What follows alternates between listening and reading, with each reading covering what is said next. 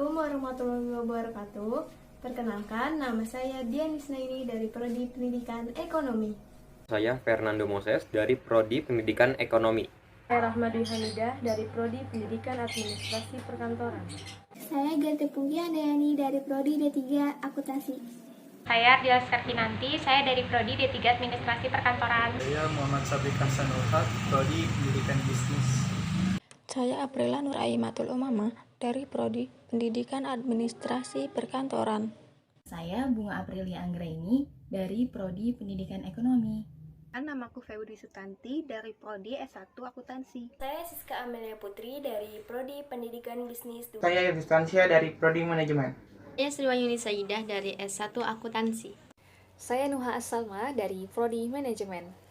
Saya Ilman Al-Zubasya dari Prodi Pendidikan Administrasi Perkantoran. Nama saya Putri Kurotayun, saya dari Prodi Pendidikan Ekonomi. Saya Muhammad Arif Syahrifin dari Prodi S1 Akuntansi. Saya Nabila Joharina, saya dari Prodi S1 Manajemen. Nama saya Muhammad Azam Robbani dari Pendidikan Bisnis Fakultas Ekonomi Universitas. Saya Aiskal Sabila dari Prodi Manajemen Pemasaran. Siapa kita? FE. Siapa kita? FE Jaya. FE, kenalan yuk. Tua Gapar. Kenalkan kami dari Siap ikut PKKMB, belajar bersama dan bekerja sehingga mampu berjaya benar. Ayo kawan bersama-sama, sukseskan semua mimpi kita. Ekonomi tiap sedikit pasti bisa wujudkan mimpi bangsa. FE, yuk bisa yuk.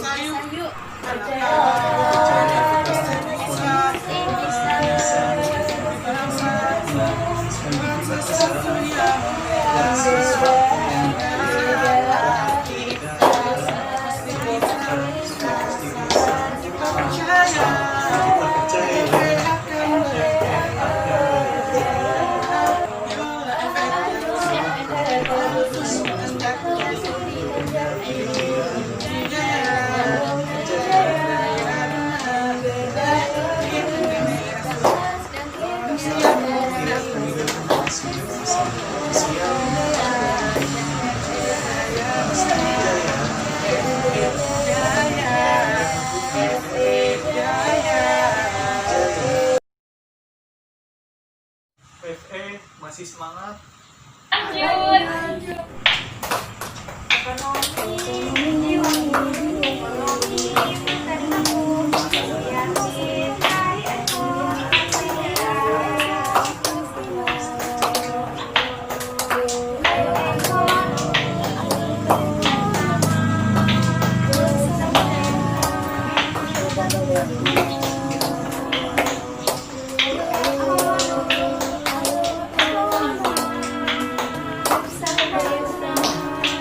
Siapa kita? FE. Siapa kita? FE Jaya.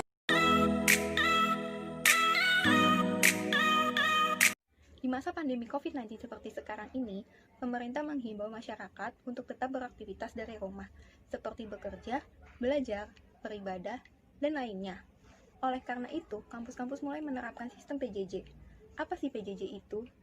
PJJ atau pendidikan jarak jauh adalah pendidikan formal berbasis lembaga yang peserta didik dan instrukturnya berada di lokasi terpisah sehingga memerlukan sistem telekomunikasi interaktif untuk menghubungkan keduanya dan berbagai sumber daya yang diperlukan di dalamnya.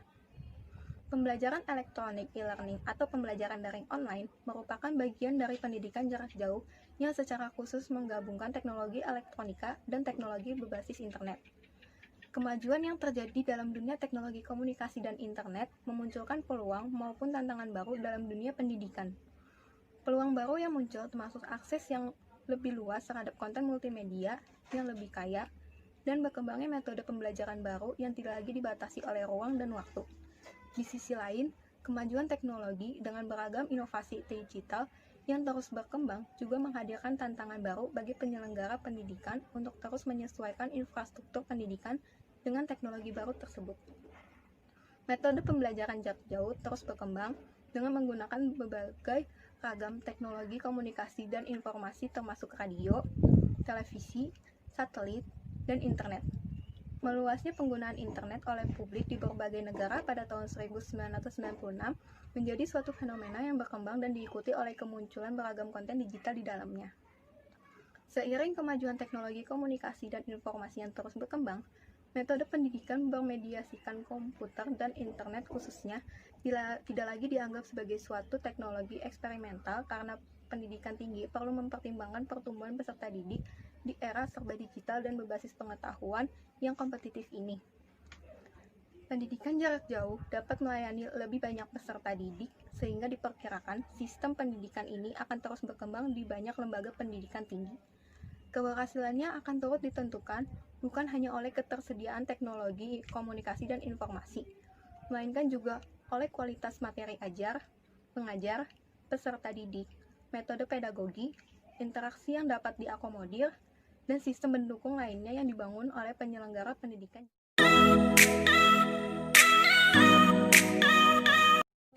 PJJ yang pertama adalah pastikan tempat yang kondusif. Kenapa harus kayak gitu? Karena kita mau belajar, bukan mau sekedar ketemu di Zoom gituan. Jadi biar kita bisa menyerap pelajaran dengan baik dan gak terganggu dengan suasana sekitar kita, pastikan tempatnya sudah kondusif. Yang kedua, pastikan koneksi internet lancar. Dalam PJJ tentu yang paling dibutuhkan itu koneksi internet. Karena kalau ada sedikit gangguan, kita akan keluar dari pembelajaran dan itu membuat tidak maksimal kita menerima ilmu dari guru kita. Yang ketiga, pastikan tidak mengantuk. Untuk ini caranya adalah jangan tidur terlalu larut. Kalau memang sudah tidak ada kepentingan untuk tidur malam, ya langsung tidur aja gitu. Biar besok kita bisa belajar dengan semangat dan nggak mengantuk sama sekali. Dan itu bisa membuat pembelajaran kita lebih maksimal dan lebih semangat. Yang keempat, pastikan tubuh fit. Nah, ini kenapa penting? Karena dalam kondisi pandemi ini kan, kesehatan itu harus dijaga biar imun kita tetap kuat, tetap bisa belajar, dan kita lebih besar kemungkinannya untuk terhindar dari virus corona. Yang kelima, siapkan alat yang dibutuhkan seperti laptop, buku, koneksi internet, atau wifi, dan sebagainya yang bisa mendukung pembelajaran kita. Ini juga penting karena dalam PJJ ini kita harus lebih aktif untuk menyiapkan alat-alat itu, kalau bisa juga lebih pagi biar kita nggak terlambat masuk kelas karena menyiapkan alat tersebut.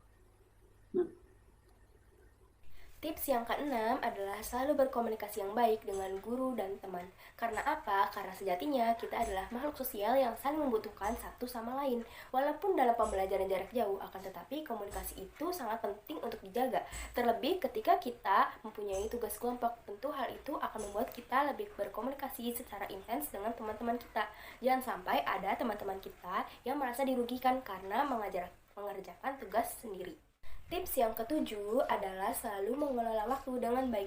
Walaupun di situasi pandemi saat ini dan mengharuskan kita untuk di rumah aja, akan tetapi kita harus memaksimalkan waktu dengan baik. Ada beberapa tips nih agar kita bisa mengelola waktu dengan baik. Contohnya, bangun lebih pagi dan menulis list-list yang harus dicapai pada hari ini agar waktu kita lebih terstruktur. Yang kedelapan adalah gunakan pakaian yang rapi dan sopan. Karena pakaian yang rapi dan sopan menandakan bahwa kita siap untuk belajar dan menerima ilmu yang diberikan oleh pengajar. Berpakaian rapi dan sopan adalah salah satu etika kita dalam melaksanakan pembelajaran jarak jauh. Walaupun pembelajaran jarak jauh, akan tetapi etika kita itu harus selalu dijaga. Yang kesembilan, siapkan niat dan semangat menuntut ilmu. Kita itu harus semangat menuntut ilmu dalam kondisi apapun, dimanapun, dan kapanpun. Walaupun pembelajaran jarak jauh dan kita tidak bertemu dengan dosen, tidak bertemu dengan pengajar, tidak bertemu dengan teman, akan tetapi semangat itu harus selalu kita jaga. Dan jangan lupa, kita itu harus menuntut ilmu dengan ikhlas, agar ilmu yang kita dapat itu bisa bermanfaat dan tentunya berkah. Dan tips yang terakhir adalah pelajari materi terlebih dahulu sebelum pengajar memberikan materi. Contohnya, kita itu belajar dulu nih dari YouTube, kita baca buku dulu, kita diskusi sama teman dulu mungkin, supaya kita itu tidak terlalu ketinggalan dan cepat menyerap apa yang pengajar sampaikan. Dan juga ketika kita mempelajari materi terlebih dahulu, ketika kita bertanya atau kita ditanya, kita itu selalu siap karena kita sudah belajar.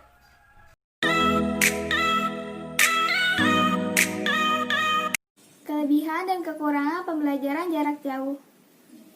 Kelebihan pembelajaran jarak jauh yang pertama dapat diakses kapanpun dan dimanapun karena tidak terbatas oleh waktu dan tempat.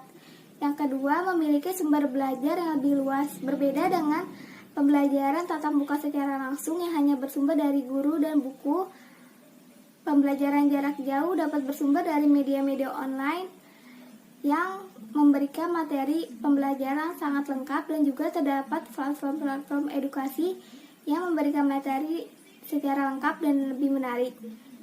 Yang ketiga, membuat kita lebih canggih terhadap teknologi pendidikan. Pembelajaran jarak jauh tentunya sangat memerlukan teknologi dalam metode pembelajarannya. Maka dari itu, kita harus selalu mengikuti teknologi yang sedang berkembang dan tidak boleh gagap terhadap teknologi. Kekurangan dari pembelajaran jarak jauh yang pertama, terbatasnya akses internet. Jika kita tinggal di daerah-daerah terpencil yang memiliki akses internet yang terbatas, itu dapat menghambat pembelajaran jarak jauh yang selalu membutuhkan koneksi internet yang stabil dan lancar. Yang kedua, membuat kita kurang memahami pembelajaran yang diberikan, karena biasanya pengajar hanya memberikan materi dalam bentuk Word, PDF, maupun PowerPoint yang membuat kita malas untuk mempelajarinya lebih lanjut karena tidak terdapat penjelasan yang detail. Yang ketiga, membuat fokus kita dalam belajar berkurang. Karena tidak ada pengawasan secara langsung dari pengajar, maka kita bisa kapan saja membuka media yang tidak berhubungan dengan pembelajaran seperti media sosial. Ketika kita membuka media lain, akan membuat fokus kita terbagi dua dan membuat kita malas untuk melanjutkan pembelajaran tersebut. Sekian, terima kasih. Kami kelompok 17 Fakultas Ekonomi siap menyukseskan PKKMB 2020.